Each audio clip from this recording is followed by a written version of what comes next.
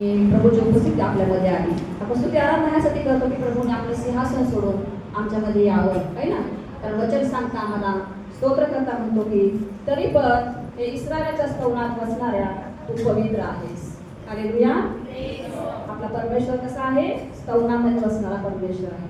त्याला स्तुती स्तवन आवडतं आणि ज्यावेळेस आम्ही स्तुती स्तवन करतो आणि ज्यावेळेस त्याला आम्ही आमंत्रित करतो आणि प्रभू आमच्यामध्ये विराजमान होतो. हालेलुया. हालेलुया. आपण पाहतो ज्यावेळेस इस्रायल लोक मोवाबी लोकांसाठी लढण्यासाठी गेलेले आहेत, त्यांनी मोवाबी लोकांसोबत तळ दिलेला आहे लढाई करण्यासाठी. तर दुसरे राजाचं दुसरा तिसरा अध्यायामध्ये जर आपण पाहिलं तर त्या ठिकाणी त्या लोकांना प्यायला पाणी मिळेना. त्या रानामध्ये जंगलामध्ये असं ते लढाईसाठी गेलेले असताना प्यायला पाणी मिळेना, त्यांच्या जनावरांना सुद्धा पाणी मिळेना. आणि मग ते इस्रायल लोकांचं सैन्य खूप घाबरलं. आता आमचे पाठाळे बनतात, आमचे जे घोडे आहेत त्यांना प्यायला पाणी नाही, आता काय करायचं. आणि म्हणजे देवाचा संदेश त्या ठिकाणी होता, अलिशा नाव त्याचं. आणि ते अलिशाकडे आलेले आहेत आणि म्हणत आहेत की इथं पाणी नाही प्यायला, आम्हाला पाणी नाही, आमच्या जनावरांना पाणी नाही. आणि मग अलिशाने त्यांना सांगितलं की एक वाजंत्री घेऊन या. काय घेऊन या? वाजंत्री म्हणजे वाद्य घेऊन या. आणि वचन असं सांगतं की वाजंत्री वाजत असताना, वाद्य वाजत असताना अलिशावर परमेश्वराचा हस्त आलेला आहे.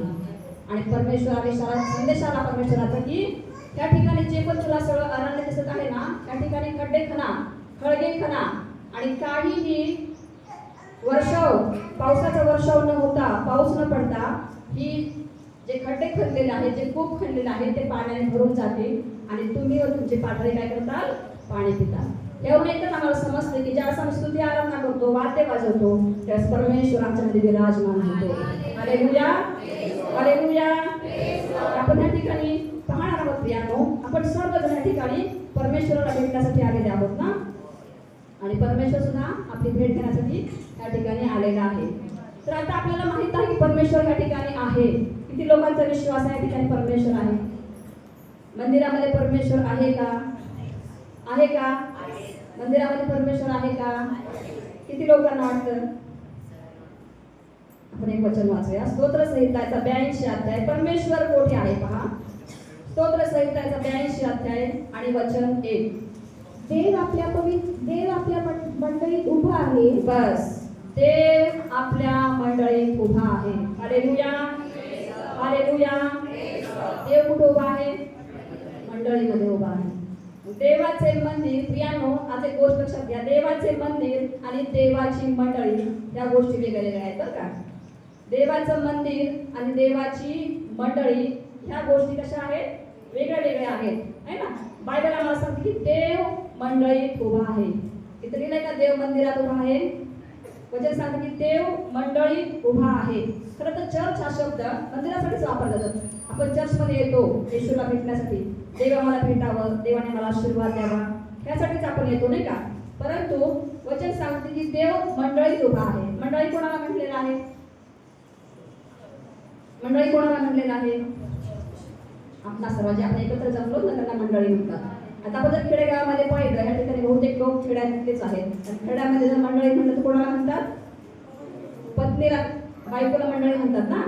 परंतु ह्या ठिकाणी मंडळी प्रभूने आपल्या मंडळी म्हणजे जे त्याचे विश्वासणारे एकत्र बसून त्याची स्तुती आराधना करत आहेत, जे विश्वासणारे बसून परमेश्वराला हाक मारत आहेत, त्याची स्तुती आराधना करत आहेत, त्यांना काय म्हणलेलं आहे?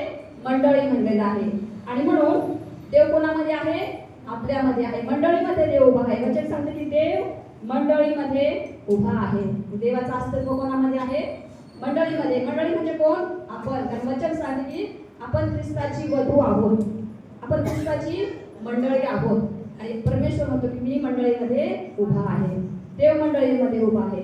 देवाचं वास्तव्य देवाच्या लोकांमध्ये आहे नाही का. आणि म्हणून तुम्ही कुठं पण असा, तुम्ही कुठं पण असा, दोघं तिघं, त्यामध्ये कोण आहे? परमेश्वर आहे. कारण आपल्यामध्ये देवाचं अस्तित्व आहे. देव या ठिकाणी सांगते की देव मंडळीमध्ये उभा आहे. आणि आपण वचन पाहू मत्तईचा 18 अध्याय 20 वचन काय सांगतं पहा. मत्तई शुभवर्तमानाचा 18 अध्याय 20 वचन काय म्हणतं पहा. आपण सर्वांनी वचन पाठ आहे. कारण जेथे दोघे किंवा तिघे, कारण जेथे दोघे किंवा तिघे माझ्या नावाने जमले आहेत, माझ्या नावाने म्हणजे येशूच्या नावाने जमले आहेत, तेथे त्यांच्यामध्ये मी आहे. तेथे त्यांच्यामध्ये मी आहे. हालेलुया. आम्ही मंदिरातच जमायला पाहिजे का? प्रभू म्हणतो जेथे कुठे माझ्या नावाने, आम्ही घरात असू, आम्ही शेतामध्ये असू, आम्ही एखाद्या मैदानामध्ये असू, आम्ही एखाद्या सभेमध्ये असू, त्या ठिकाणी आम्ही येशूच्या नावावर का पण फक्त जमायला अर्थ नाही. अनेक जण प्रार्थना करताना असं म्हणतात की जेथे दोघे किंवा तिघे तिथे तू आहेस. असं नाही म्हणायचं. जेथे दोघे किंवा तिघे येशूच्या नावाने एकत्र जमले आहेत. हालेलुया. दोघे तिघे अजून अनेक ठिकाणी असतील नाही का? मार्केटमध्ये दोघं तिघे असतील, थिएटरमध्ये दोघं तिघे असतील, अनेक जण असतात गर्दी दोघे किंवा तिघे. परंतु विशेष या ठिकाणी वापरले आहे की माझ्या नावाने, जेथे दोघे किंवा तिघे माझ्या नावाने एकत्रित आहेत त्यांच्यामध्ये मी आहे असं प्रभूचं अभिवचन आपल्याला आहे. हालेलुया. हालेलुया. आणि म्हणून मंडळी ही कुठं पण असू द्या, ज्या ठिकाणी येशूच्या नावात जमलेत ना त्यांच्यामध्ये येशू आहे. हालेलुया. आमचा विश्वास आहे की या ठिकाणी येशू आहे. हालेलुया. हालेलुया. ज्यावेळेस येशू ख्रिस्त पुनरुत्थित झाला ना, येशू ख्रिस्त मरणातून जिवंत झाला, त्यावेळेस त्याची शिष्य एका घरामध्ये जमले होते. किती जण त्याचे शिष्य घरामध्ये जमले होते? घरामध्ये होते. त्या ठिकाणी चर्च नव्हतं, त्या ठिकाणी मंदिर नव्हतं, तर कुठं होते ते? घरामध्ये आले. आणि त्या ठिकाणी वचन सांगते त्या ठिकाणी कोण आलेला आहे? येशू आलेला आहे.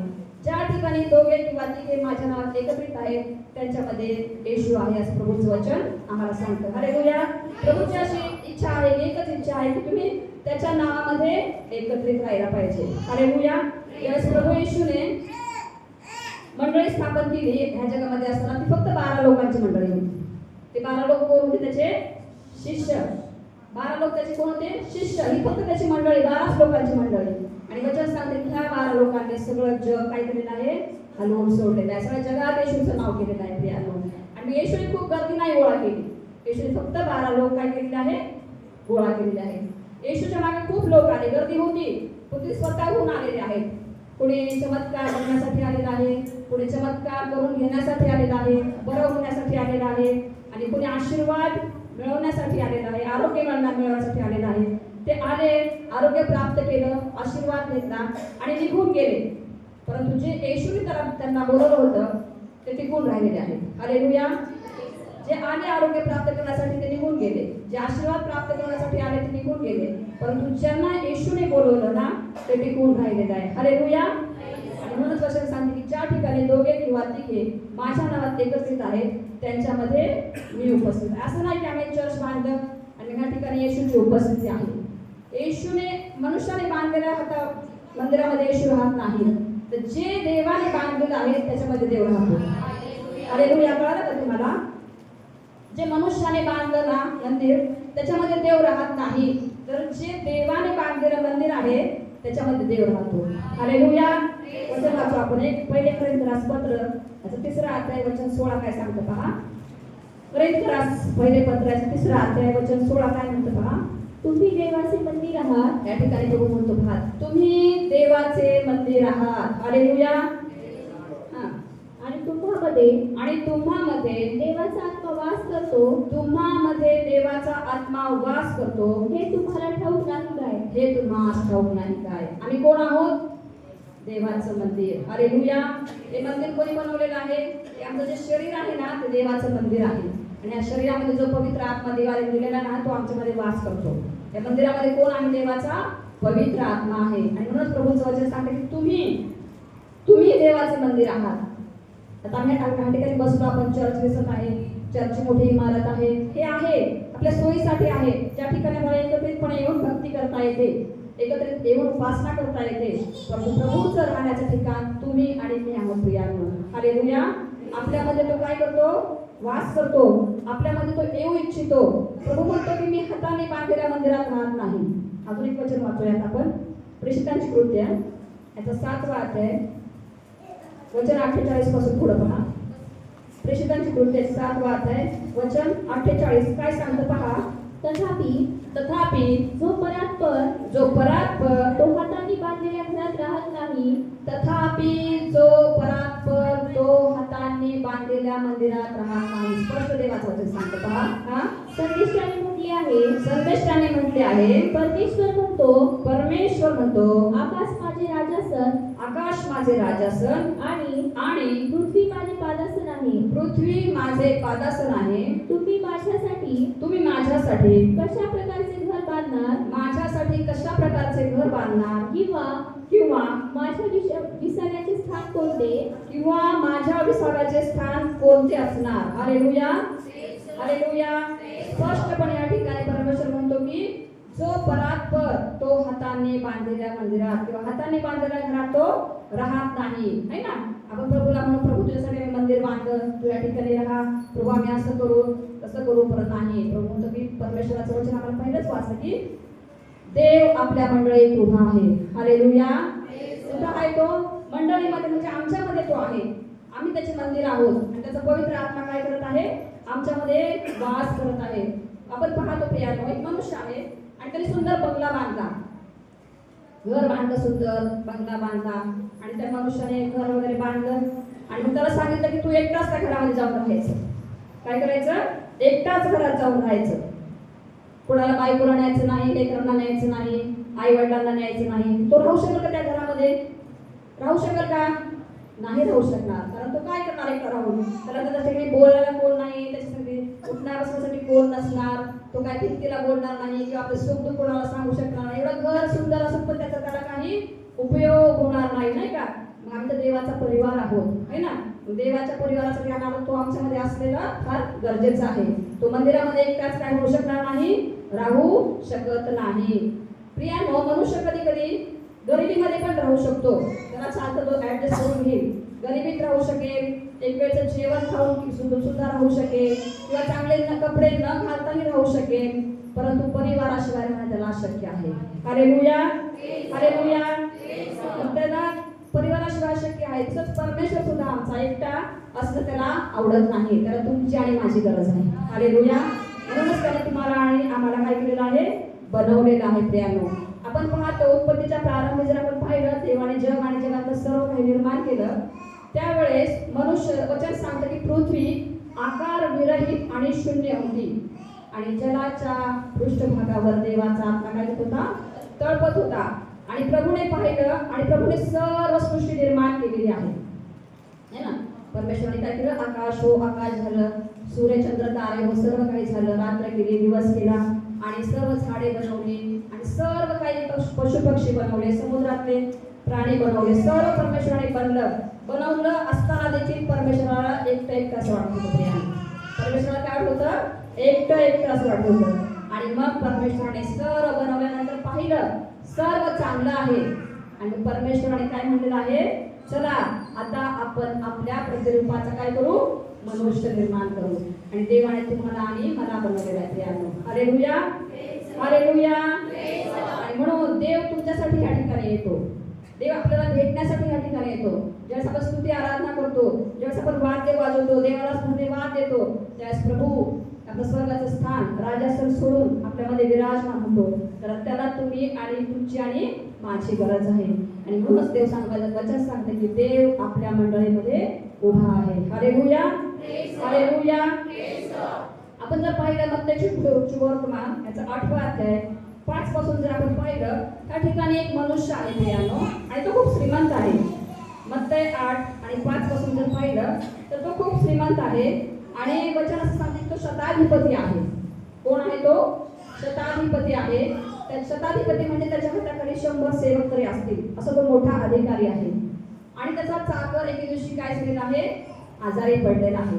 आणि त्याने ऐकलं की येशू ह्या ठिकाणी आहे आणि येशू रोग बरे करतो, येशू आजारांना बरा करतो. म्हणून तो शताधिपती येशूकडे आलेला आहे आणि येशूला सांगत आहे की प्रभूजी, माझा चाकर जो आहे, माझा दास जो आहे, तो पक्षाघाताने फार पिडलेला आहे, तर तुम्ही त्याला बरं करावं, है ना, बरं करावं. आणि येशू म्हणाला चल मी तुझ्या संगती येतो. पण त्याने एकच शब्द काढला. तो खूप मोठा होता, त्याचं घर मोठं असेल, त्याचं श्रीमंत असेल, येशूचा पाहुणचार तो खूप करू शकला असता, परंतु त्याने एकच प्रभूला सांगितलं की प्रभू तुम्ही माझ्या छपराखाली यावे अशा योग्यतेचा मी नाही, तर शब्द मात्र बोला म्हणजे माझा चाकर बरा होईल. आणि त्या ठिकाणी प्रभूला खूप आश्चर्य वाटलेलं आहे. त्याने ते परमेश्वराचा देव येशूचा आदर त्याने त्या ठिकाणी केलेला आहे. येशूला कष्ट द्यायला नको, येशूमध्ये एवढं सामर्थ्य आहे की तो शब्द जरी बोलला तरी माझा चाकर काय होणार आहे बरा. असा विश्वास त्याचा एवढा मोठा होता प्रियांनो. आणि त्याने येशूचा आदर केलेला आहे. येशू आपल्या अंतःकरणामध्ये प्रथम स्थान त्याने येशूला दिलेलं आहे. आणि म्हणून येशू म्हणतो की असा विश्वास मला इस्रायलात देखील आढळला नाही. एवढा विश्वास या मनुष्याचा मोठा होता. प्रियांनो, आमच्या अंतःकरणामध्ये स्थान कोणाला आहे? पहिलं येशू आहे का आमच्या हृदयामध्ये? येशूचा पवित्र आत्मा आहे का आमच्यामध्ये? वचन सांगतात पत्रामध्ये पाऊल खूप सुंदर लिहितो. पाऊल म्हणतो की पाऊल कोण आणि अपुल्लोस कोण, है ना? पाऊल कोण आणि अपुल्लोस कोण? पौलाने लावले, अपुल्लोसाने पाणी घातले, पण देव वाढवीत गेलेला आहे, है ना? वाढविणारा कोण आहे? देव आहे. Hallelujah, hallelujah. जो वाढवणारा आहे तो मोठा आहे, है ना? आपण सेवकांच्या मागे जातो, सेवक हे करल, सेवक ते करल, परंतु सेवकांमध्ये जो देवाचा पवित्र आत्मा आहे तो मोठा आहे. Hallelujah, hallelujah. आज अनेक सेवकांचे अनेक फॅन झालेले आहेत, नाही का? हा सेवक आहे, ह्या सेवकाचा फोटो ठेवतात, ते सेवक चांगला आहे, पण त्याच्या आधी आम्ही परमेश्वराला प्रथम स्थान दिलं पाहिजे प्रियांनो. Hallelujah, hallelujah.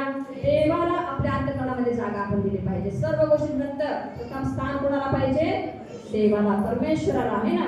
तर म्हणून प्रभू जातो कोणाच्या पण अंतःकरणामध्ये, जे त्याला बोलवतील त्यांच्यामध्ये प्रभू जातो. कारण प्रभूचं वचनच सांगते की पहा मी दाराशी उभा आहे आणि दार ठोकीत आहे. जो कोणी माझी वाणी ऐकून दार उघडील त्याच्याबरोबर मी आत जाईल. Hallelujah, hallelujah. परंतु आम्ही बोलवायलाच तयार नाही. आम्ही बोलवलं तर येशू येणार. येशू या जगामध्ये असताना आणि त्यांच्या घरी जायचं, आहे ना? ज्यांनी त्याला बोलवलं त्यांच्या घरी जायचा प्रभू येशू. आपण पाहतो मार्था, मरिया आणि लाजार यांच्या घरी पण येशू वारंवार जायचा. नंतर आपण पाहतो पेत्राच्या घरी गेला येशू. पेत्राची सासू काय होती? आजार आणि तापाने पडली होती. तिला पण प्रभू येशूने काय केलेलं आहे? बरं केलेलं आहे. त्यानंतर जकातदाराच्या घरी येशू गेला, पुरुषांच्या घरी येशू गेला. त्यानंतर आपण पाहतो एक कुष्ठरोगी शिमोन नावाचा एक मनुष्य होता. त्याला काय होतं? कुष्ठरोग. त्याच्या घरी सुद्धा येशू गेला. मग आपण बोलवलं आमच्या घरी येणार नाही का येशू? नक्कीच येणार. Hallelujah, hallelujah. आणि म्हणून प्रभूला आपल्या अंतःकरणामध्ये आपण काय केलं पाहिजे? जागा दिली पाहिजे. कारण प्रभू आपल्या मंडळीमध्ये उभा आहे. हालेलुया. आपण त्याला भेटायला या ठिकाणी आलेला होता. प्रभू देखील आपलं सिंहासन सोडून आमच्या मंडळीमध्ये येऊन उभा राहिलेला. तो प्रत्येकाचं अंतःकरण पाहत आहे. कोण काय मागत आहे, कोणाची इच्छा काय आहे, कोण त्याचं दार उघडलेलं आहे अंतःकरणाचं, हे प्रभू काय करत आहे? पाहत आहे. Hallelujah, hallelujah. रोज आणि रोज प्रभूसाठी आपलं दार उघडायचं अंतःकरणाचं. रोज आणि रोज प्रभूसाठी वेळ द्यायचा. मंडळी म्हणजे कोण? जेथे दोघे किंवा तिघे माझ्या नावाने एकत्रित आहेत त्यांच्यामध्ये मी उपस्थित आहे. हालेलुया. आपण म्हणू फक्त शुक्रवार, बुधवार किंवा रविवारच आम्ही मंदिरामध्ये जातो आणि फक्त तिथंच भेट होते का आमची? नाही प्रियांनो. आपल्या घरामध्ये 2-3 माणसं तरी असतील का नाही? आहेत का प्रत्येकाच्या घरामध्ये? रोज प्रार्थनेला बसलं तर प्रभू आपल्यामध्ये येणार. हालेलुया. येशूच्या नावाने ज्या प्रार्थनेला बसू घरामध्ये त्यावेळेस येशू आमच्यामध्ये येणार. कारण प्रभूचं वचनच आहे की ज्या ठिकाणी दोघे किंवा तिघे माझ्या नावात एकत्रित आहेत त्यांच्यामध्ये मी उपस्थित आहे. Hallelujah, hallelujah. त्यानंतर आपण पाहतो अजून एक स्त्री अशीच आहे. लूक शुभवर्तमान 7वा अध्याय आणि जर 36 पासून पुढे पाहिलं, लूक याचा 7वा अध्याय वचन 36 आपण पाहूया काय 36च्या पुढे. पुरुषांपैकी कोणा एकाने त्याला आपल्या इथे भोजन करण्यास विनंती केली आणि तो त्या पुरुषाच्या घरी जाऊन भोजनास बसला. तेव्हा पहा त्या गावात कोणी एक पापी स्त्री होती. तो पुरुषाच्या घरात जेवायला बसला आहे. हे ऐकून ती सुगंधी तेलाची अलाबास्त्र कुपी घेऊन आली आणि त्याच्या पायाशी मागे रडत उभी राहिली व आपल्या आसवांनी त्याचे पाय भिजवू लागली. तिने आपल्या डोक्याच्या केसांनी ते पुसले, त्याच्या पायाचे मुके घेतले आणि त्यांना सुगंधी तेल लावले. बस या ठिकाणी एक पुरुष आहे, त्याने येशूला आपल्या घरी जेवणासाठी आमंत्रित केलेलं आहे. आमंत्रित केल्यानंतर येशू त्याच्या घरी आलेला आहे. मग आता हे काम कोणाचं आहे? येशूला घरी आल्यानंतर त्याचं आदर स्वागत करणं, त्याला पाय धुण्यास पाणी देणं किंवा त्याला पिण्यास पाणी देणं हे सर्व त्या पुरुषाचं काम आहे. परंतु त्याने हे काही सुद्धा केलेलं नाही प्रियांनो. वचन सांगतं त्या ठिकाणी एक स्त्री आलेली आहे जी त्या गावामध्ये पापी स्त्री म्हणून ओळखली जात होती. आणि वचन सांगतं ती आली आणि प्रभू येशूच्या पाठीमागं रडत उभी राहिली. रडत उभी राहून तिने आपली अश्रूंनी तिने आपले प्रभू येशूचे काय केलेले आहेत, पाय काय केलेले आहेत, धुतलेले आहेत. आता प्रभू येशू त्या ठिकाणी जमलेला असताना सर्वजण लोक पण असतील, पाहत असतील की खरं तरी कोणीतरी सेवा करत आहे हे ते पुरुषांनी पाहिलेलं आहे. त्याचं काम त्या स्त्रीने केलेलं आहे आणि तरी सुद्धा तो मनात म्हणत आहे की ही स्त्री मग पापी आहे आणि हा तर देव आहे. येशू स्वतःला देव म्हणतो ना, ह्याला कसं समजलं नाही की ही स्त्री पापी आहे म्हणून. परंतु येशूने त्यांच्या मनातले विचार ओळखून त्यांना दाबलेला आहे, दटावलेला आहे. परंतु स्वतः तर काही करत नाही तो शिमोन, कोणतो गोष्ट तो परुषी, परंतु ज्या वेळेस त्या स्त्रीने केलेलं आहे जी चुका त्याने काढलेल्या आहेत, ही पापी स्त्री आहे आणि कशाला येशूला हात लावत आहे. परंतु प्रियांनो, ज्यावेळेस तिने त्याचे पाय धुतले, वचन सांगते तिने अश्रूने पाय धुतलेले आहेत. पाण्याने म्हणलं तर कोण पण धुवं नाही का, पाणी आणून कुठून पण पाणी आणून धुतलं असतं, पण वचन सांगते तिने अश्रूने. आता एखाद्या वेळेस आपल्याला हसायला कोणी सांगितलं तर आपण खोटं खोटं का होईना हसून सांगू, पण कोण अचानक आपल्याला रड म्हणत आपल्याला रडायला येईल का प्रियांनो? नाही रडायला. वचन सांगते की ही स्त्रीने अश्रूने त्याचे पाय धुतलेले आहेत. अश्रू म्हणजे अश्रू कधी येतात, ज्यावेळेस आमचं अंतःकरण तुटलं जातं प्रियांनो. हालेलुया. ज्यावेळेस आमचं अंतःकरण भग्न अंतःकरण होतं, पश्चाताप केल्यानंतर आपल्या डोळ्यातून काय होतात, अश्रू वाहू लागतात. आणि त्या स्त्रीने तेच केलेलं आहे. तिने अश्रूंनी पश्चाताप करून डोळ्यातून घळघळ अश्रू आले आणि तिने प्रभू येशूचे पायावर ते अश्रू टाकून त्याचे पाय धुवून आपल्या केसांनी ते पुसलेले आहेत प्रियांनो. याचं कारण एकच आहे की तिने आपल्या अंतःकरणामध्ये प्रभू येशूला काय केलेलं आहे, घेतलेलं आहे. आपल्या पापांची तिने कबुली केली असेल, पश्चाताप केला असेल आणि प्रभू येशूचे अश्रूने त्याचे पाय तिने धुतलेले आहेत प्रियांनो, है ना. आणि म्हणून ह्या वेळेस त्या ठिकाणी जमली असेल मंडळी, परंतु त्या पुरुषाने ज्या बोललं होतं त्याने प्रभूचं अंतःकरण ओळखलं नाही. परंतु त्या प्रभूला उलट त्या स्त्रीला त्याने नावं ठेवलेले आहेत. तू का पापी असताना देखील त्याला का तू शिवत आहेस, है ना. आणि म्हणूनच ह्या ठिकाणी प्रभू येशूने त्याला म्हटलेलं आहे की मी आल्यापासून, पेत्राला प्रभू म्हणतो की मी आल्यापासून तुम्ही मला पाणी दिले नाही, परंतु ह्या स्त्रीने अश्रूंनी काय केलेले आहेत, माझे पाय धुतलेले आहेत. आणि म्हणूनच प्रभू येशू देखील आज आता प्रत्येकाला आपलं अंतःकरण ओळखत आहे. आपल्या अंतःकरणामध्ये काय चाललेलं आहे. प्रभूचं वचन सांगते की मनुष्य बाहेरचं स्वरूप पाहतो, परंतु परमेश्वर अंतःकरण पाहणारा परमेश्वर आहे. Hallelujah, hallelujah. आणि म्हणून आपण या ठिकाणी ज्यावेळेस येतो त्यावेळेस मंडळी ह्या नात्याने आपण ज्यावेळेस जमतो त्यावेळेस प्रभूची उपस्थिती आपल्यामध्ये असते प्रियांनो. हालेलुया. आपण पाहतो जर नवीन करारामध्ये अनेक पत्र पौराणे आहेत ते मंडळीला लिहिलेले आहेत प्रियांनो. करिंथरास पत्र, करिंथराची मंडळी आहे, रोमकराची मंडळी आहे. त्यांनी फक्त 3 पत्र जे आहेत ते वैयक्तिकरित्या लिहिलेले आहेत आणि ते म्हणजे तिमोथेला पहिले पत्र, तिमोथेला दुसरे पत्र आणि तीताला पत्र म्हणून 3 पत्र ते मनुष्याला लिहिले त्याने, मनुष्यांना. परंतु जे संपूर्ण पत्र आहेत ते मंडळीला लिहिलेले आहेत. मंडळी ख्रिस्ताची वधू आहे आणि त्याला तो समाज उद्देश करत आहे. तर आपल्याला ठाऊक आहे की ज्यावेळेस प्रभू येशू पुन्हा येणार, प्रत्येकाचा विश्वास आहे की प्रभू येशू येणार आहे. हालेलुया. आणि ज्यावेळेस तो येईल त्यावेळेस तो आपल्याला एकट्याला घेऊन जायला येणार नाही, तर तो मंडळीला उचलण्यासाठी येणार आहे. म्हणून आम्ही मंडळीचा एक अविभाज्य घटक असणं खूप खूप महत्त्वाची गरज आहे. आणि म्हणून ज्या प्रकटीकरणाच्या पुस्तकामध्ये 7 मंडळ्या ज्या दिलेल्या आहेत त्यामध्ये प्रभू येशूने स्वतःच्या दूताला पाठवून त्या मंडळांना समज दिलेला आहे. जी एफिस आहे, स्मुर्ना आहे, परगम आहे आणि सार्दिस आहे, थुअतिरा आणि फिलदेल्फिया, लाउदिकिया ह्या ज्या मंडळ्या आहेत त्या प्रभू येशूने आपल्या रक्ताने खंडून घेतलेल्या मंडळ्या आहेत प्रियांनो. आणि आमची पण अशीच इच्छा आहे की आपली मंडळी जी पणेल मंडळी आहे ती देखील प्रभूच्या आगमन समयी त्याच्या संगतीत राहण्यासाठी, त्याच्या बरोबर जाण्यासाठी आम्ही कसं पाहिजे, मंडळी तयार आणि सिद्ध असली पाहिजे. आणि म्हणूनच प्रभूचं वचन सांगतं की तिमोथेला पहिल्या पत्रामध्ये की ही मंडळी सुरकुती विरहित आणि डाग विरहित तर तिला वचनाच्या जलस्नानाने शुद्ध केलेली असावी. हालेलुया. आपण पाहतो दर बुधवार, शुक्रवार, रविवार आपल्याला वचन मिळतं. पाळसाबाईकडून सुमित आहे, पाळसर आहेत आणि अनेक सेवक सेविका वचनाच्या वर आपल्याला सांगतात आणि ते आपल्याला काय आहे, जलस्नान. ते वचन काय करतं, आम्हाला जलस्नानाने शुद्ध करतं, ताकी आम्ही ज्यावेळेस प्रभू येशू येईल त्याच्यासमोर आणि तयार आणि सिद्ध असं पाहिजे प्रियांनो. म्हणून आपण केव्हा पण फक्त बुधवार, शुक्रवार, रविवारच नाही प्रियांनो, तर आपण रोज आपल्या घरामध्ये एकत्रित जमलं पाहिजे. एकत्रित लेकरांना घेऊन प्रार्थना केली पाहिजे. आपण आताच वचन ऐकले, ज्या ठिकाणी 2 किंवा 3 माझ्या नावात एकत्रित आहेत त्यांच्यामध्ये मी आहे. आपण घरामध्ये जरी जमलो, आवश्यक नाही की मंदिरामध्येच प्रभूची उपस्थिती आहे, आपल्या घरामध्ये पण प्रभू आहे. तर वचन आपण ऐकले की देव आपल्या मंडळीत उभा आहे. हालेलुया. या वचनाद्वारे प्रभू तुम्हाला आशीर्वाद Praise the Lord.